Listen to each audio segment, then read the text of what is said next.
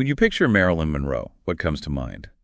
Likely that iconic dress, right? The dazzling smile. Yeah, the very embodiment of Hollywood glamour, of sex appeal. Exactly. But what if I told you that glittering image, that powerful public persona, it actually veiled a much deeper, more vulnerable, and intensely private inner world? Indeed. And our deep dive today is all about exploring exactly Marilyn Monroe's complex inner life, her constant quest for authentic love, emotional security, personal fulfillment. And we're doing this mainly through her own words. That's the incredible part. We're looking primarily through her most intimate personal writings, her letters, her poems, diary entries. Right. The material for this comes straight from over 200 rare items Marilyn herself meticulously kept. And these aren't just, Hollywood artifacts. Not at all. They offer this unparalleled, unfiltered look into her mind, her emotional state. It completely transcends that simplistic, dumb, blonde stereotype many of us grew up with. Totally.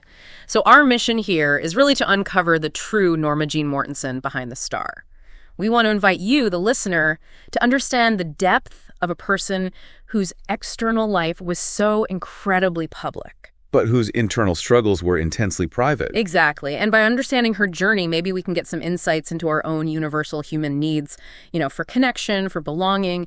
Well, to really get into her inner world, we first have to look at that stark contrast. Yeah. The huge public persona of Marilyn Monroe, really, a creation for the cameras versus the profoundly private Norma Jean. That difference is key. It is. And what's fascinating is how her personal writings, this collection of over 200 typed and handwritten notes, poems, letters, they serve as this unique window into her true self. So it sounds like these writings give us a completely different way to see her. What kind of things jump out from these notes that really challenge that old dumb blonde image? Oh, they absolutely do. These documents, they reveal an intelligent, sensitive, really insightful woman. It directly challenges that simple public image. It's clear these writings were a kind of cathartic outlet for her, a vital way to process, maybe release the whirlwind of emotions she felt. They gave her a momentary grasp on her inner world amidst all the chaos. Like finding a moment of stillness? Sort of, yeah. And they also show how meticulous she was, how dedicated to self-improvement. It's like a direct line to her reflective mind, often planning performances or even dinner parties with this almost obsessive attention to detail. Wow. It's clear then that these writings offer this unfiltered view into her struggles.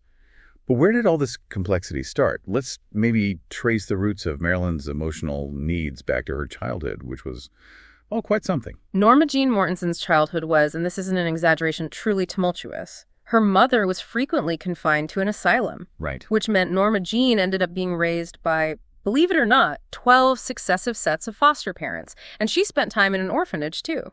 12 sets, plus an orphanage. That's just an unimaginable amount of instability. Did her writing show any, unexpected resilience during that time? Or maybe fleeting moments of comfort? Or was it just uniformly bleak? Well, what her intimate writings chillingly reveal is how, even as a teenager, the scars from those 12 foster homes had already forged this really deep-seated fear of abandonment. You can see why. Yeah, and a pervasive sense of insecurity. She even acknowledged it explicitly. At 15, she stated, "I strongly felt the pattern of insecurity." Wow, at 15. Mm-hmm. This foundational experience, as her letters clearly show, it really shaped her entire life, her relationships. It set up this lifelong search for stability and acceptance that honestly often remained just out of reach. That definitely sets the stage for the really complex emotional themes we see in her personal writings. Her letters, her diaries, they're just filled with incredible vulnerability. They really are. She frequently expressed her struggles with self-worth, the immense pressure of fame. She wrote, and this is a direct quote, "I'm afraid of being alone. I'm afraid of being unloved. I'm afraid of being forgotten." That's heartbreaking. It is. This constant battle with insecurity stemming right from her childhood, it's a recurring theme. There's a particularly poignant note from 1956 while she was filming The Prince and the Showgirl. Yeah. She confessed, "I guess I have always been deeply terrified to really be someone's wife, since I know from life one cannot love another, ever, really." Wow. It's just so raw to read that. Oh. Did her writings ever hint at moments where she did manage to push through that fear even for a bit? Or was it just this constant, maybe debilitating terror her whole life? Her internal battle was profound, no doubt. And her diary entries about her public image are just as revealing about this struggle. She wrote, "I am MM. I am not permitted problems, nervousness, humanness, blunders, mistakes, and my own thoughts. Like she wasn't allowed to be human. Exactly. She admitted feeling lost, unable to get myself together before the camera, which led to this profound sense of not existing in the human race. Just devastating. But amidst all that raw vulnerability, Mhm. her writings also show this other side, right? A persistent sense of hope, even resilience, despite those deep insecurities.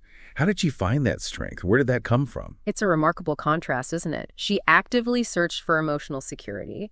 She hoped to establish, in her words, a piece of ground for myself to stand on instead of the quicksand I have always been in. That's a powerful image. It really is. And for her, work. Work was her only trustworthy hope for living decently, productively. She was determined to, as she put it, fashion her body and sculpt her mind, trying to create someone meritorious, someone stronger than herself. So an active creation. Yes. And even that final turbulent year of her life, she was still optimistic about her career. She's planning to set up an independent production unit with Marlon Brando. Really? With Brando? Yeah. And her poem, Life I Am of Both Your Directions, it just perfectly reflects her complex inner landscape, that resilient spirit shining through. So it wasn't just about surviving her past. What evidence do we have, in her own words, that really shows her actively trying to improve herself, to genuinely grow, even with all those insecurities? Well, she made this conscious vow to help myself and work on things analytically, no matter how painful. Her intellectual curiosity was definitely there. She studied Renaissance art and literature at night at UCLA. Didn't know that. Yeah. And she actively used psychoanalysis, not just to deal with trauma, but to integrate those experiences into her acting, into her craft. Interesting. There's a letter from 1961 to Lee Strasberg, her acting coach, where she acknowledges her progress. She says, "Only in the last several months, as you detected, do I seem to have made a modest beginning in finding emotional security." A modest beginning. Yeah. It's just a powerful testament to her desire not just to cope, but to truly grow. These emotional themes, they really connect so directly to her major romantic relationships. And her letters, they give us these incredibly intimate chronicles of the passionate highs, but also the turbulent lows. Let's start with her first marriage, even though it was brief. Right. Marilyn's first marriage was to James Doherty when she was just 16. Yeah. It seems it was largely a pragmatic decision, really, to avoid going back to an orphanage. Practical, almost. Almost. She later reflected that it was, quote, basically insecure from the first night, and that she was dying of boredom during the marriage. It ended in 1946. Then came Joe DiMaggio. Now, that was a truly fascinating, often tumultuous relationship, wasn't it? And it seemed to continue in some way even after their divorce. Oh, absolutely. Their marriage, though short-lived 1954 to 1955, it was marked by intense love. DiMaggio apparently treated her like something special. But yeah, there was also significant conflict. His jealousy, his controlling nature, especially around that famous subway great scene from The 7-Year Itch. And there were reports of physical and emotional abuse, too. Despite her divorce filing, citing mental cruelty, their letters, they reveal this profound, enduring bond. Even through all that. Even through all that. DiMaggio's letter after the divorce announcement is just full of pain. He wrote, "I love you and want to be with you." And that his heart split even wider seeing you cry in front of all these people. Gosh, when you read a line like that, it's just raw emotion, isn't it? Forget the celebrity status. Yeah. And did she respond to him? Yes, she did. Monroe, in turn, sent him an apology letter, and she signed it, "Lovingly your wife, for life, Mrs. J.P. DiMaggio." Wow, for life. Yeah. And his steadfast devotion, it was truly remarkable. He sent roses to her crypt 3 times a week for 20 years after her death. 20 years, that's commitment. Yeah. Okay, so what about her third marriage to the playwright Arthur Miller? On the surface, that one seemed like such a meeting of minds, Intellect and beauty, looked promising. It really did initially. That was from 1956 to 1961. Miller's love letters to Monroe were incredibly passionate, explicit even, expressing deep, longing, domestic fantasies. He wrote about wanting to kiss her while she cooked breakfast, envisioning sensational things. Sounds intense. It was. And Monroe declared herself mad about him. She felt she was really in love for the first time. So if the passion was clearly there, where did it start to go wrong? What do her own writings tell us about the strain in that marriage? Well, the marriage became strained, and it seems largely due to Miller making notes, expressing disappointment and even embarrassment about her. Oh, no. Yeah, and those notes deeply hurt Monroe. Her own writings from that time reveal her deep insecurity just bubbling up again. She wrote about continually waiting for him to stop loving her. Always waiting for the other shoe to drop. Seems like it. Their marriage eventually dissolved during the production of The Misfits, a film Miller actually wrote for her, which is incredibly ironic. It became this painful backdrop for their personal breakdown. Just tragic irony. But her search for connection wasn't only about her marriages, right? Her writings also hint at other important, maybe sometimes secret relationships. Tell us about Frank Sinatra's role in her life. Right. Marilyn Monroe and Frank Sinatra shared this clandestine sort of on-off affair for several years. It seems it was marked by a real mutual understanding, emotional support. Apparently, they often acted as each other's analysts, you know? Interesting dynamic. Very. Monroe confided about it to her psychiatrist, Dr. Ralph Greenson.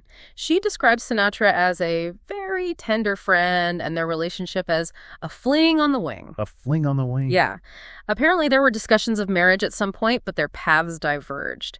It was complicated, too, by her relationships with other men, including those alleged affairs with President John F. Kennedy and Robert F. Kennedy. Okay, so what do her personal writings, these intimate archives we're talking about, actually reveal about those alleged Kennedy affairs? Is there solid proof in her words? That's a really important clarification. Definitive evidence of these alleged affairs is actually scarce in her preserved writings. Okay. The speculation about them definitely persists, but her own words don't offer concrete proof. What we do know is that Monroe's death deeply affected Sinatra. There were even some reports suggesting he believed she was murdered because of her entanglement with the Kennedys. Wow, okay. That really raises a crucial question then. Throughout this incredibly intense public life and this very private struggle, how did Marilyn Monroe try to reconcile her public persona with her true, complex self? Well, psychoanalysis played a huge role in her life, especially later on with Dr. Ralph Greenson, her final psychoanalyst. Right. She shared these vivid descriptions in letters to Dr. Greenson about a really harrowing experience she had in a psychiatric clinic in 1961. She was confined in a padded cell, felt treated like a nut, and she actually resorted to quite drastic measures just to be heard. That sounds terrifying. Absolutely. But despite that traumatizing experience, she kept going with therapy. She was always hoping for progress. So her engaging with psychoanalysis, it was more than just coping with trauma. It was about authenticity, about understanding herself. Precisely. It was absolutely part of her broader quest for self-knowledge, for authenticity. Her notes, they reflect this really keen intellect and ability to analyze her surroundings, her feelings, even when she was depressed. She constantly struggled to reconcile that dumb blonde sex symbol image with her true, sensitive, intellectual self. She was always striving to be taken seriously, you know, as an artist and just as a human being. What's so fascinating here is how these incredibly private revelations eventually shaped how the public saw her, especially after her death. How did the world react when her deepest thoughts became public? Well, the publication and auction of her personal letters and archives, things like the Lost Archives of Marilyn Monroe, they got huge public and media attention. And they offered this profoundly more nuanced understanding of her life. People were drawn to the real story. Absolutely. Joe DiMaggio's pained letters, for instance, they completely humanized this famously stoic baseball legend. Right. And Arthur Miller's passionate notes, alongside Monroe's vulnerable replies, they gave much deeper insight into their complex marriage. The public reaction was overwhelmingly one of, I'd say, fascination and empathy. It really helped dispel those simplistic myths and allowed her authentic voice to finally be heard. It fostered this perception of her as a thoughtful, complex, and deeply human individual. Yeah. As we bring this deep dive to a close, it's just so clear that Marilyn Monroe's personal writings are this poignant testament to her lifelong search for love, for emotional security, for personal fulfillment. These documents, they profoundly humanize a legend. They reveal this vulnerable, intelligent, resilient woman so far removed from her public image. Despite having unparalleled flame, she just yearned for those simple yet somehow elusive comforts, true love, and a stable sense of self. Her story, really laid bare in these private words, it kind of compels us to consider a surprising truth. That the woman we saw as the absolute epitome of glamour was really, at her core, desperately seeking the same elusive peace and belonging that we all are. Her deep dive into herself is in many ways kind of a mirror to our own. It really makes you wonder, doesn't it? What does Marilyn Monroe's persistent search for belonging and authenticity, even amidst unimaginable fame, what does that tell us about our universal human needs? And maybe, how much of our true selves do we allow the world to see versus the persona we project?